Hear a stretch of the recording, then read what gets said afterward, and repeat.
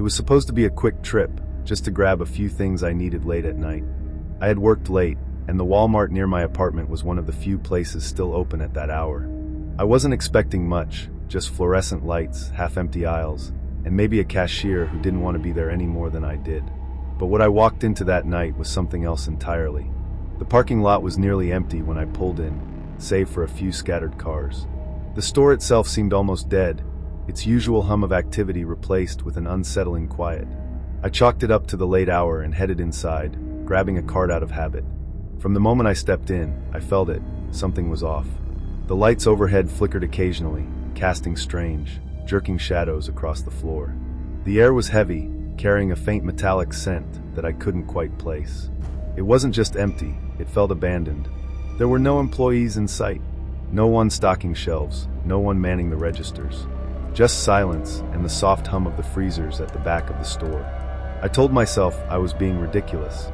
It was late, and maybe the skeleton crew was just in the back. Still, I couldn't shake the feeling that I wasn't alone. I pushed my cart down the aisles, the wheels squeaking loudly in the oppressive silence. My shopping list was simple: milk, bread, some snacks. But as I walked, I started noticing things that didn't make sense. The shelves were wrong. Some were completely empty, while others were overstocked with bizarre items that didn't belong there. Rows of baby dolls where the canned soup should have been. Hundreds of light bulbs stacked haphazardly in the produce section. The further I went, the stranger it got. In the frozen food aisle, I stopped in my tracks. The glass doors were fogged over, but there were handprints smeared across them. They weren't normal handprints, though. Too long, too thin, as if whoever had made them wasn't quite human. I backed away, heart pounding, and nearly tripped over my own cart. That's when I heard it, a faint, rhythmic tapping coming from the next aisle over. It was slow and deliberate, like someone drumming their fingers on a surface. "Hello," I called out, my voice shaking.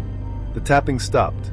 I turned the corner cautiously, half expecting to see another customer or an employee. Instead, the aisle was empty, except for a single shopping cart sitting in the middle. It was full of random items, all of them unwrapped and old, as if they'd been sitting there for years. A rusted toy car, a chipped porcelain doll, a bundle of dead flowers. I backed away, deciding I'd seen enough. Forget the shopping list, I just wanted to get out of there. As I turned to head for the exit, the overhead speakers crackled to life. At first, it was just static, but then a distorted voice came through. "Clean up in aisle 6. My blood ran cold. I was in aisle 6. I froze, my eyes darting around the empty shelves, the flickering lights above. The voice repeated, "Clean up in aisle 6, this time slower, more drawn out, like it was mocking me. Then I heard footsteps. They weren't heavy, more like soft shuffles, as if whoever, or whatever, was approaching didn't want to be heard. But they were getting closer. I didn't wait to find out what it was. I abandoned my cart and bolted toward the front of the store. The aisles seemed longer than they should have been, stretching endlessly as I ran. The fluorescent lights overhead flickered faster, casting disorienting flashes of light and shadow. When I finally reached the registers, I stopped in my tracks. The self-checkout machines were on, their screens glowing, but the words displayed didn't make sense. "Run," they read. Over and over, on every single screen. "Run." I sprinted for the sliding glass doors, but they didn't open. I slammed into them, the cold glass rattling but refusing to budge. My breath fogged up the door as I pounded on it, screaming for help. Behind me, the shuffling footsteps grew louder. I turned, my back pressed against the glass, and saw them, figures emerging from the shadows between the aisles. They weren't human. Their limbs were too long, their movements jerky and unnatural. Their faces were featureless, blank expanses of pale skin that seemed to ripple like water. One of them tilted its head, as if studying me. Then it raised an arm and pointed, a single, elongated finger aimed directly at me. The lights cut out completely. I was plunged into darkness, the only sound my ragged breathing and the pounding of my heart. I fumbled for my phone, desperate for any kind of light. When I turned it on, the flashlight barely pierced the oppressive blackness. The figures were closer now. Too close. I don't remember how I got out.